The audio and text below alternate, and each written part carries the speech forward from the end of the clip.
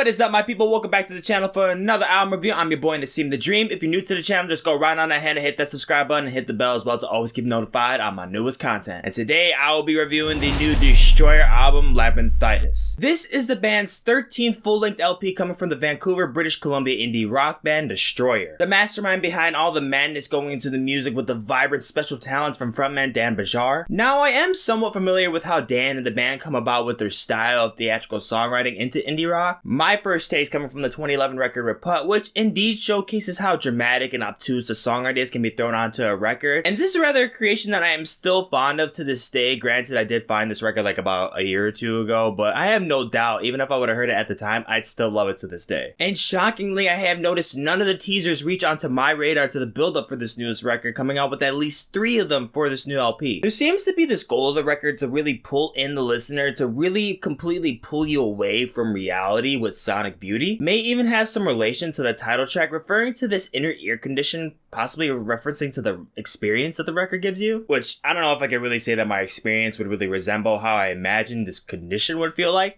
but it's certainly a pleasant sensation. Right off the start, we go into the intro track that's In Your Heart Now, trickling on with some mysterious drum sounds, pulling in the listener in for a closer look, then transitions into a spacious indie rock instrumental, with influences going into the back end of including psychedelic rock and symphony basking in the ambience, progressing farther into this void, shimmering on with some vibrant distortions and noisy drum lines. Already really excited with this record, proceeding on to a new change into sound with some dance electronica inspirations placed onto the second song, Suffer, sporadically being hit out of the blue with vocal immersions, bringing on with the more dynamic into the alternative genre. Already blown away at this point. There were only 2 tracks in, and this is only the beginning. Is the production seriously some of the most top tier level shit? Probably some of the best I've heard all year. The breaks after the verses are just so spectacular, coming right into the center with numerous guitar lines, funky bass licks, and noise inclusions. All of My Pretty Dresses comes off as a more straightforward thinking indie rocker all across the classic realm of 80s disco, rubbing off onto this too. Then finally reaching the first teaser track released for this record, Tintoretto, It's For You, spirals back into a bit of more of electronica, and this track seems to be the root of the record, really being heavily inspired from 16th century painter Tintoretto. The connection from what this song and the record really reflect on is pretty unclear for me, but this just might make more of a visual perspective for the art styles going on to the art and color palettes for the album cover at least. Then reaching the title track, it goes on to this break with a little bit more focus onto the instrumental experience that you get from the record, with lots of muffled clutter and background noise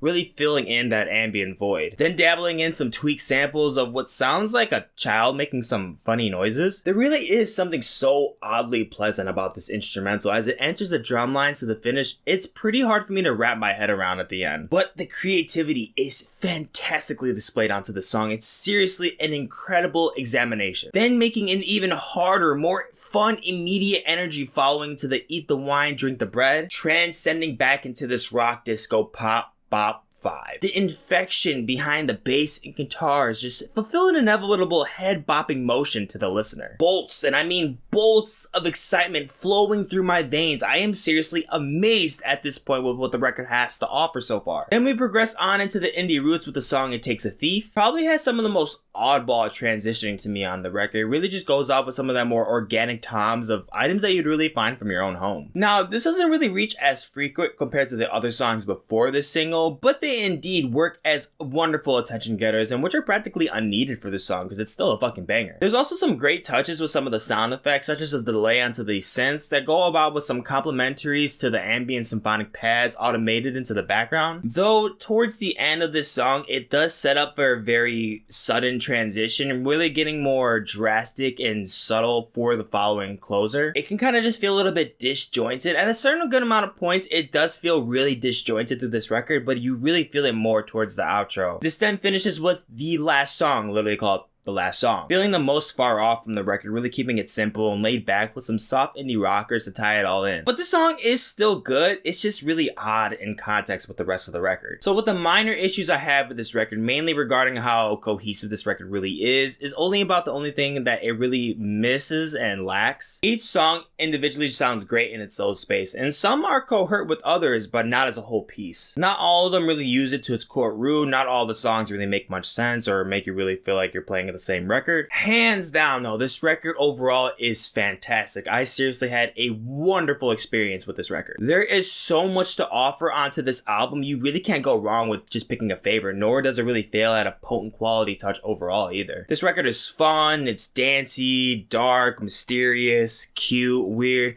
and scrutable in front to back, and it's definitely going to be one of my top records of the year. I'm going to give Destroyer's Labrynthitis an 88%. Guys, as always, thank you so much for watching the video. If you enjoyed, go ahead and like, share, and comment down below of what you thought of this record, and if you're not already, subscribe to the channel. Down in the description, you see all the separate checklist ratings I have for the album, more videos, and also the links to my social media accounts, so you can keep up with me on the daily.